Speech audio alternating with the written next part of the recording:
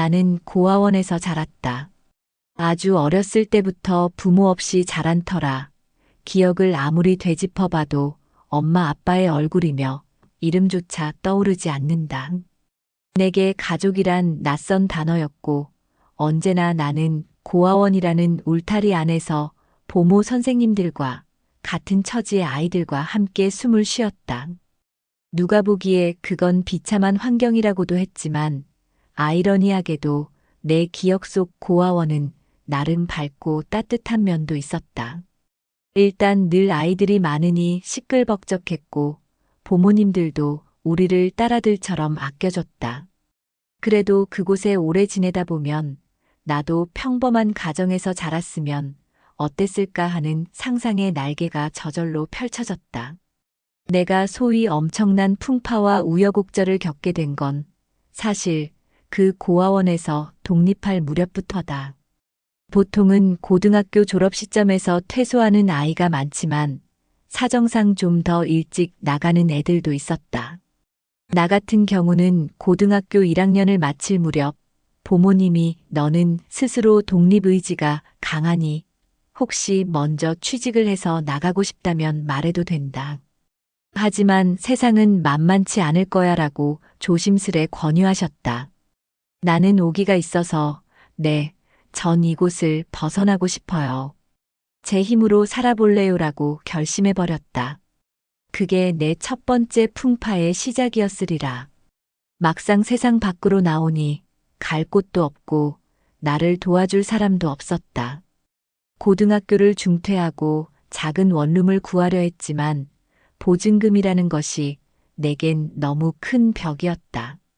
고아원에서 마련해준 자립 정착금이 조금 있었지만 그걸로는 턱없이 부족했다. 결국 쪽방촌에 가까운 허름한 방을 구해 들어갔고 첫날 밤 문을 닫고 전등을 켜보니 벽지는 곰팡이로 얼룩져 있었다. 복도에는 이상한 냄새가 났고 방음이 안 돼서 옆집 소리가 다 들렸다. 그래도 난 이젠 고아원 아이가 아니라 내가 내 삶의 주인으로 사는 거야라며 스스로를 달랬다. 당장 먹고 살기 위해 식당에서 일하게 되었다. 고등학생도 아닌 어중간한 나이의 소년이 갈 수 있는 곳이 많지 않았다. 뚜렷한 기술도 없는 상태라 주방 보조와 서빙 일을 번갈아 하며 새벽부터 밤까지 뛰었다. 그렇게 지친 몸으로 귀가하면 후줄근한 쪽방에서 혼자 라면을 끓여 먹고 쓰러져 잤다. 그 시절엔 늘 허기와 싸우며 살았다.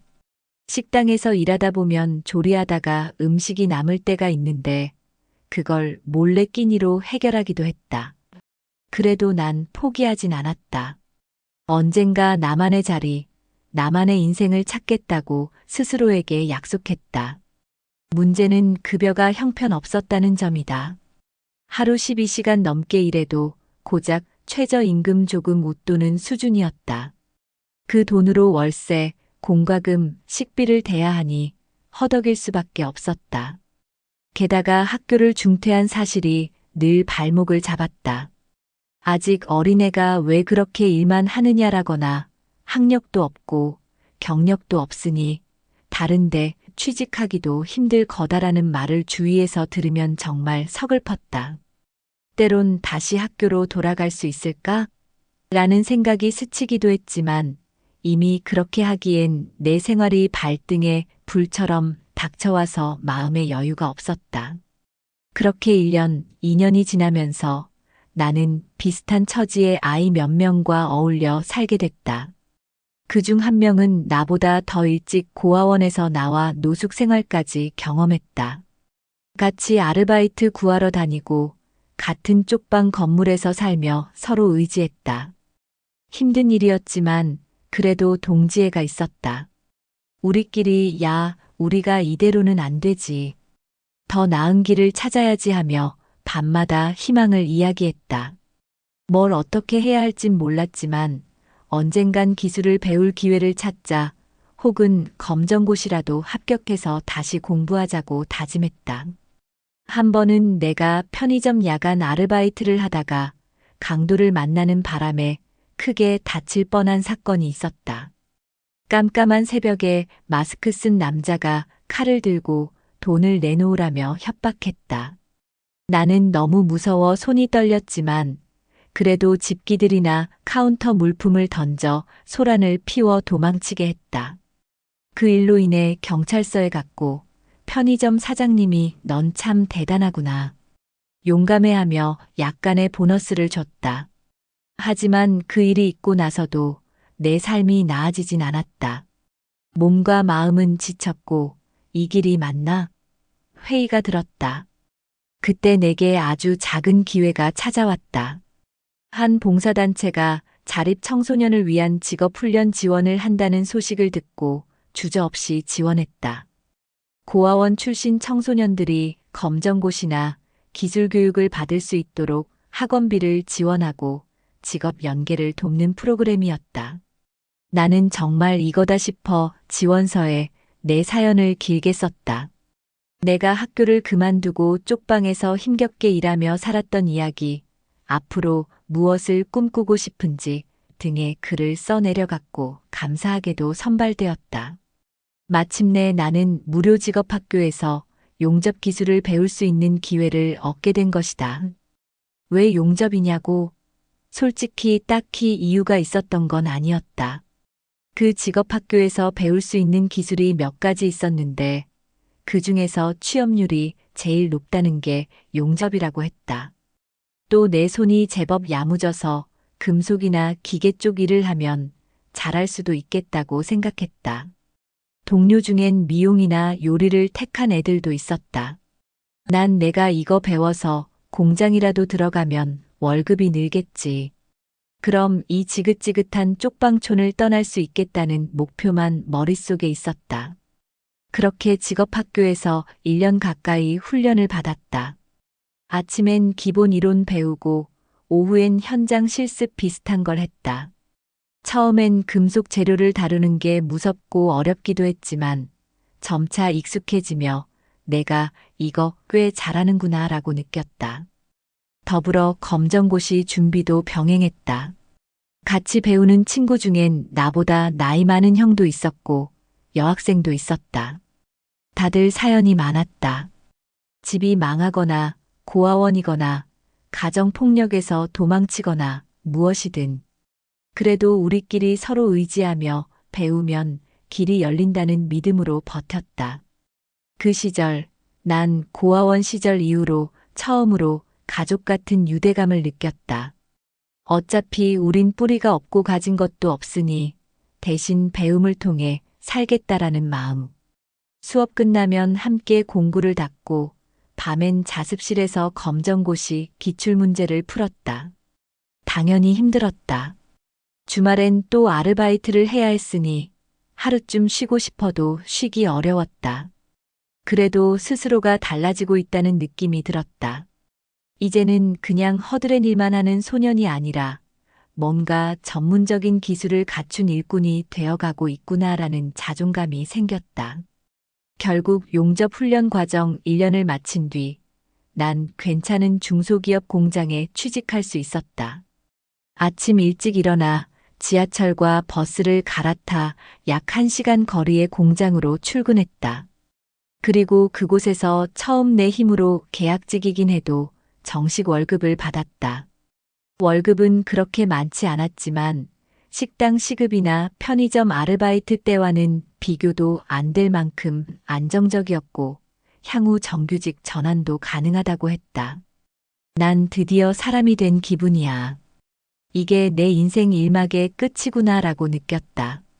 눈물이 날 정도로 기뻤다. 당시 21살이었으니 내 또래가 대학교 2학년으로 다닐 시기였다. 난 학교 대신 공장에서 벌어먹는 삶을 시작했지만 후회하진 않았다. 그 후 몇 년간 나는 공장에서 기량을 인정받아 주임이 되었고 검정고시에도 합격했다. 물론 일반 대학교에 들어갈 생각까진 못했고 야간 대학이나 방송통신대 같은 걸 노려볼까 고민했지만 우선 돈이 필요했다. 그 돈으로 전셋집이라도 옮기고 싶었다. 이 즈음부터 내게 가정이라는 단어가 희미하게 다가오기 시작했다. 어릴 적 고아원에서 지냈기에 가족을 갖는 건 어떤 기분일까라는 궁금증이 컸다. 나도 언젠가 사람을 만나 결혼하고 아이를 낳으면 내 아이는 적어도 부모 없이 자라지 않게 해주고 싶다는 희망이 샘솟았다. 하지만 인생은 늘 쉽지 않았다. 공장 일이 위험하기도 했고, 나도 한 번 사고로 크게 다치면서 수술을 받아야 했던 적이 있다. 병원비나 휴직 등으로 경제가 흔들렸고, 복직하니 회사 사정이 악화돼 구조조정을 진행했다. 다행히 난 쫓겨나진 않았지만, 급여가 삭감되고 보너스가 줄었다. 허탈했지만, 그래도 이 일을 놓으면 또 갈 데가 없다는 불안이 컸다. 예전 쪽방 시절을 떠올리면 이 정도는 버틸만해라며 꾹 참았다. 인생의 풍파는 계속되니 말이다. 그 무렵 내가 중고등학교 시절 좋아하던 음악을 다시 듣다가 어떤 공연장에 스텝으로 잠시 아르바이트를 하게 됐다. 그곳에서 만난 여성이 나중에 내 아내가 될 사람이었다. 그녀 역시 어려운 형편에서 자라 자립한 케이스였다. 우린 서로에게 묘한 동질감을 느꼈다. 나는 고아원 출신이고 그녀는 부모가 일찍 돌아가셔서 조부모 손에 자라났는데 조부모마저 돌아가시고 남은 유산이 별로 없어 대학을 포기했다. 둘 다 외로움과 결핍을 알았기에 말이 통했다. 그렇게 알게 된 지 반년 정도 사귀고 조촐하지만 진심 어린 결혼을 결정했다. 예물이며 예단은 없었고 예식도 소소하게 치렀다. 친구들과 직장 동료 몇 명만 초대했다. 그래도 우린 정말 기뻤다. 드디어 우리만의 가족을 만들었어. 고아원 출신이라도 행복한 가정을 이룰 수 있겠지라고 생각했다. 결혼 초반은 행복했다. 작은 원룸에서 출발했지만 둘 다 열심히 일해서 곧 전세로 옮길 수 있을 거라고 꿈꾸었다. 신혼이 달콤했고 서로 의지하며 살았다. 하지만 한 가지 곤란함이 있었다. 바로 아이 문제다. 내가 알게 모르게 받았던 상처들 부모 없이 자란 외로움이 트라우마처럼 남아있어. 괜히 내가 과연 아이에게 좋은 부모가 될 수 있을까? 유전적으로 문제 있진 않을까? 내가 허둥대면 또 아이가 상처받으면 어떡하지? 하는 불안이 들었다. 아내도 비슷한 고민을 했지만 다만 우리가 안정적이면 아이는 어릴 적 우리보다 훨씬 사랑받고 클 거야라는 희망을 품었다. 결국 결혼 2년 차쯤 아내가 임신했다. 그런데 임신 3개월쯤에 아내에게 합병증 기미가 나타났다. 병원에선 조심히 지켜봐야 하지만 무거운 일이나 스트레스는 금물이다. 직장도 좀 쉬는 게 좋다고 권했다. 우리는 수입이 줄어드는 걸 감수하면서도 아내 건강이 우선이라 생각해 직장을 그만두도록 했다. 그때부터 내가 유일한 수입원이 됐다. 공장에서 열심히 일하면서 야근과 주말 특근을 기꺼이 자원했다. 우리 아이와 아내를 지키려면 무엇이든 해야지라는 마음이었다. 그렇게 몸을 혹사하며 돈을 벌었다. 육체가 한계에 부딪히기도 했지만 어차피 난 고아원에서부터 버티는 법을 알았다고 자기 체면을 걸었다. 둘 다 불안정한 배경이라 그런지 임신 단계에서 뜻밖의 의료비나 생활비가 계속 늘었다. 분명 저축이 조금 있었는데 병원비로 술술 빠져나갔다. 진통과 걱정의 시기가 길었다. 그래도 기적처럼 우리 아이가 건강하게 태어났을 때 난 울음을 터뜨렸다. 이 아이는 절대 나처럼 외롭게 두지 않을 거야. 내가 최고의 아빠가 되어줄 거야 라고 다짐했다. 아내도 이제 우리가 진짜 가족이 됐다며 눈물을 보였다. 그 순간만큼은 모든 고생이 한꺼번에 보상되는 느낌이었다. 내가 자란 고아원에 부모님이 오셔서 축하해줬는데 너도 이제 부모가 되다니 대견하구나 라고 말하실 때 한없이 감사했다. 하지만 생활은 더 팍팍해졌다. 아이가 태어나면 기쁨만 있을 줄 알았는데 현실은 밤낮 없이 울고 병원 갈 일도 많고 기적이며 분유며 돈이 끝없이 들어갔다. 아내가 아예 일을 못하는 상태라 내 월급만으론 빠듯했다. 열심히 야근했더니 과로나 안전수칙 미준수로 회사에서 주의를 받았다. 심지어 한 번 실수로 손을 대어 화상까지 입었다. 왜 이리 재수가 없지? 순간 억울함이 치밀기도 했다. 나름 열심히 살고 있는데 왜 삶은 계속 이런 풍파만 주는 걸까? 고아원에선 어느 정도 마음의 준비가 됐다 해도 실제 가정에서 독박으로 생계를 책임지고 아이를 키우는 건 또 다른 차원의 어려움이었다. 그러다 내게 어느 정도 기회가 생겼다. 다른 업체에서 용접 경력자를 구하며 꽤 괜찮은 급여를 준다는 소식을 들었다. 고민 끝에 내가 여기 공장에 오래 있었지만 진급 기회가 애매하고 안전 문제도 있고 해서 이직을 결심했다. 새 회사는 훨씬 규모가 크고 근로 환경이 좋아 보였다. 다만 출퇴근 거리가 더 멀었고 용접 외에 다른 금속 가공 기술도 배워야 해서 초기엔 힘들었다. 그렇지만 아이와 아내를 위해 내겐 더 나은 조건이 필요해라는 생각에 악착같이 버텼다. 일이 고되고 몸이 많이 피곤했지만 월급이 올라가고 복지도 안정적이니 내게는 큰 도약이었다. 결국 이직 성공으로 우리는 아이 돌 때쯤 전세를 구할 수 있게 되었다. 쪽방도 아니고 원룸도 아닌 제대로 된 투룸 아파트로 이사하니 이게 내게 이런 날이 오다니 감동스러웠다. 아내도 아이 양육에 집중하면서 틈틈이 온라인으로 공부하고 있었다. 내가 아이 조금 더 크면 나도 재택 알바나 간단한 일을 찾겠다라고 했다. 우린 조금씩 숨통이 트이고 집에 아이 울음소리가 번지는 게 오히려 행복하게 들렸다. 물론 아직 미래가 장밋빛인 건 아니다. 언제 다시 회사가 어려워질지, 내가 다치거나 병에 걸리지 않을지 걱정이 남아있다. 그래도 지금껏 견딘 걸 보면 또 하나의 풍파가 와도 우리는 버틸 수 있으리라는 믿음이 생겼다. 아이가 점차 자라는 모습을 보며 고아원 출신이라도 이렇게 작고 사랑스러운 가족을 이룰 수 있구나. 내 아이는 절대 내 과거처럼 외로움에 떨지 않게 하리라 하고 다짐한다. 내 삶을 돌아보면 엄청난 풍파와 우여곡절이라 부를 만한 일이 차고 넘친다.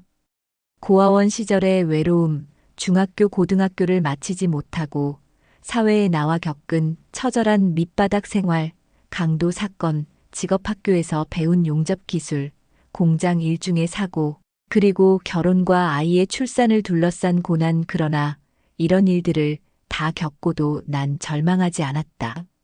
그래도 살아보자라는 의지 하나로 매일 조금씩 앞으로 나아갔다. 나는 스스로를 가장이라 부르려 한다. 누가 보면 다른 가족도 없고 겨우 아내와 아이 하나에 불과한데 무슨 가장? 이라고 할 수도 있겠지만 내겐 책임감의 상징이자 고아원 출신이라는 꼬리표를 뛰어넘는 단어다. 이젠 다른데 의지할 곳이 없다. 내가 가정을 책임진다는 사실에 뿌듯함과 두려움이 뒤섞인다. 하지만 이 길이 내게 주어진 소중한 기회라고 믿는다. 언젠간 아이가 자라 내게 아빠는 어떻게 어린 시절을 보냈어? 라고 묻는다면 난 솔직하게 말해줄 거다. 아빠는 부모 없이 고아원에서 자랐지만 그래서 더 열심히 살아서 가족을 만든 거야. 너를 행복하게 키우고 싶어서. 그리고 아이가 그 얘기를 들으면 부디 날 존경하진 않아도 이해해주면 좋겠다. 마지막으로 이 이야기를 여기까지 읽어준 독자들에게 전하고 싶다. 세상에는 나처럼 부모 없이 고아원에서 자란 이들이 많다. 그걸로 인해 상처와 외로움이 크다. 특히 18세가 되면 퇴소를 권유받거나 강제 퇴소되어 미성숙한 상태로 사회에 나와 밑바닥을 겪기도 한다.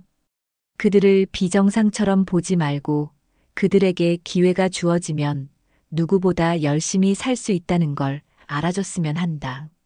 나 역시 초반에 무슨 기술이 있냐, 학력도 없잖아라는 시선 속에 쩔쩔맸지만 운 좋게 봉사단체의 지원을 받아 용접을 배울 수 있었다. 그 기회 하나가 인생을 바꿨다. 마찬가지로 아내도 부모님 일찍 여의고 혼자 된 시간이 길었지만 나와 만나 서로를 토닥이며 잘 살아가고 있다. 결혼이나 육아가 결코 쉬운 일은 아니지만 서로 상처를 공유하면서도 이겨내 보겠다는 의지가 생긴다. 아이가 태어나고 내 이름을 아빠라고 부를 때 삶의 의미를 더 선명하게 깨닫는다. 물론 아직 풍파가 끝난 건 아니다. 당장 대출이자나 아이 양육비, 미래 주택 마련 등 해결 과제가 태산이다. 그래도 고아원 시절부터 언제나 한 단계씩 나아가면 길이 열리더라는 걸 배웠다. 세상이 만만치 않아도 내가 끝까지 포기하지 않으면 작게나마 희망의 문이 생긴다. 삶이 몇 번이나 절벽으로 나를 몰아붙여도 돌이켜보면 결국 나는 여기까지 살아남았다. 그게 내 자신에게 주는 용기다. 이렇게 돌이켜보면 고아원 출신으로 한 평생 고생만 했다라는 말로는 내 인생을 설명할 수 없다. 그 안엔 분명 소중한 만남과 기회가 있었고 여러 선의와 사랑을 만났다. 그렇기에 나는 지금 가정을 만들어 아빠로서, 남편으로서 살아갈 의지를 다지게 되었다. 언젠가 아이가 자라서 아빠, 고아원은 어땠어? 라고 물을 때 난 망설이지 않고 말해줄 것이다. 그 시절 힘들었지만 은근히 따뜻한 기억도 있었단다. 하지만 아빠는 내가 그런 시절을 겪지 않도록 더 열심히 살아보려 해. 그리고 지금 이 순간에도 나는 흔들리는 세상 속에서 아이의 손을 잡고 길을 걸어간다. 팔짱을 낀 아내가 옆에 있고 밝게 웃는 아이가 앞서 뛰어가면 내게도 한 조각 행복이 스며든다. 그렇게 살아가는 것이 나처럼 부모 없이 자란 사람이 세상에 증명하는 메시지가 아닐까? 환경 탓, 남 탓하지 말고 스스로 인생을 만들어 나갈 수 있다는 걸, 그리고 그 속에서 세상을 한 걸음씩 바꿀 수도 있다는 걸 말이다. 이 글이 누군가에겐 작은 위로나 희망이 되었으면 좋겠다. 고아원 출신이라는 꼬리표는 지울 수 없어도 스스로 삶을 개척하고 가정을 꾸리는 건 불가능하지 않다는 것. 그 길이 평탄할 리 없고 숱한 풍파와 우여곡절이 몰려오지만 결국은 버텨낼 수 있다. 언제나 고비마다 좋은 사람들 보모 선생님, 봉사단체, 직업학교, 회사 동료, 그리고 아내를 만나면서 길을 열었다. 지금 내 곁을 지키는 아내와 아이가 있어 더 행복하다. 혹시 이 글을 읽는 여러분 중에 저 같은 처지이거나 혹은 누군가가 아픈 과거를 안고 살아가는 걸 지켜보는 분이 계시다면 부디 포기하지 않았으면 한다. 약간의 기회와 노력이 만나면 어떻게든 길은 열리더라. 그리고 그 길이 험난해도 결과적으로는 자신을 성장시킨다. 난 아직 중년이 되기도 전에 또 다른 고비가 올 수도 있지만 마음을 다잡으며 말한다. 고아원에서 홀로 자라 바닥까지 맛봤어도 가정을 이루고 아이를 키울 수 있구나. 그게 인생의 신비 아니겠어? 라며 웃어본다. 앞으로도 수많은 어려움이 닥치겠지만 나는 이미 과거의 수많은 벽을 넘어왔다. 그 벽을 넘어올 때마다 조금씩 더 강해지고 유연해진 자신을 발견했다.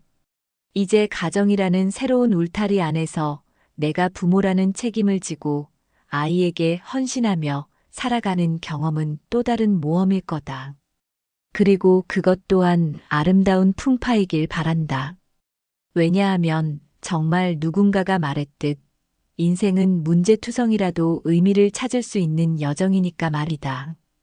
그리고 그 여정 끝에 내가 미소 지으며 과거를 돌아본다면 그만큼은 성공한 삶 아니겠나. 지금까지 걸어온 길을 다시 떠올리면 마음이 아릿하지만 그래도 나는 한 문장으로 말하고 싶다. 부모 없이 고아원에서 자랐어도 나만의 가정과 행복을 만드는 것은 가능하다. 세상은 잔인하지만 동시에 따뜻한 면도 있다. 내 이야기가 그걸 조금이나마 보여줄 수 있다면 기쁘겠다. 앞으로의 삶에서 또 무슨 풍파가 날 기다릴지 모르나 그래도 난 이 한 몸으로 맞서고 가족과 함께 버틸 것이다. 그게 바로 고아원 출신으로 한 평생을 살아온 나의 인생 철학이자 내가 일궈낸 가장 자랑스러운 성장기다.